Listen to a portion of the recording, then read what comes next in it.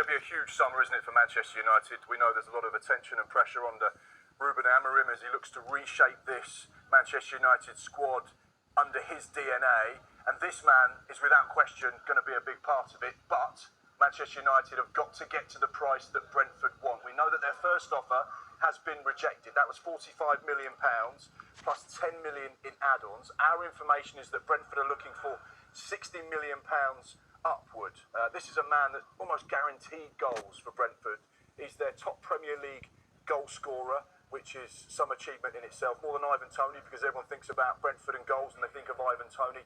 This man has been a consistent presence throughout the last 5-6 years since he joined in 2019. He's formed really good partnerships. He cost Brentford just £4 million from Troyes. He was scouted, watched, looked at by Lee Dykes and Phil Giles, who have done an incredible job, and now they're looking to sell him for £60+ million. So first offer rejected. However, we know that Manchester United are super keen on Brian Mbeumo, so it's expected there will be a second offer at some stage soon. Okay, so they want him. Are forwards the priority for United, Carve? I think they are. Scoring goals was a major problem for United last season.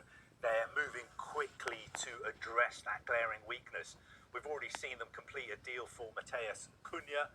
I think Brian Mbeumo has basically let everyone know that he wants to move to Manchester United as well. So I think there's a good chance that this deal will be done pretty quickly.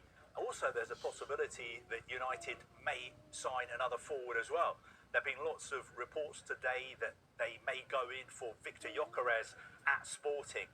Now, he's somebody who, of course, has worked with Ruben Amorim. Amorim knows him well. I'm sure there are lines of communication that are open between him and Victor Gyökeres and his representatives. The big question is, would Victor Gyökeres be willing to move to Manchester United when they're not in Europe?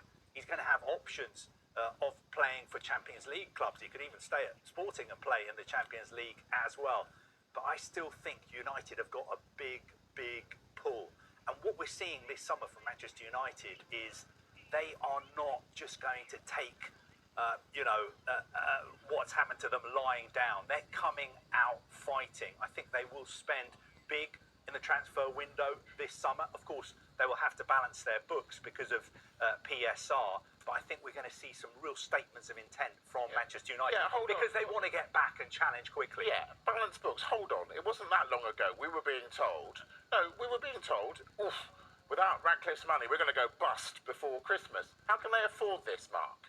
Well, quite simply because they're Manchester United. They're Manchester United. They're one of the biggest clubs in the world. They turn over a huge sum of money, and they will try and trade and recycle cash. And that's what a lot of clubs are doing. How can we raise funds to spend money here? But we need to get some money in. Number of players I could chuck at you, Mike, that will be on the top of the list for Manchester United with regards to exits. Marcus Rashford. We know that the clause for Aston Villa to trigger was £40 million, so they'll be saying he's had a really good, solid second half of the campaign.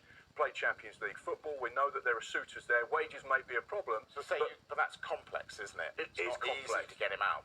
But if there is someone that can come to the table at Old Trafford and say, we want Marcus Rashford and we're willing to pay £30-40 million, that will be offsettable 100% with regards to PSR because he's a homegrown academy product. So therefore, those are the ones that tick boxes. The same with Alejandro Garnacho, the same with Jadon Sancho.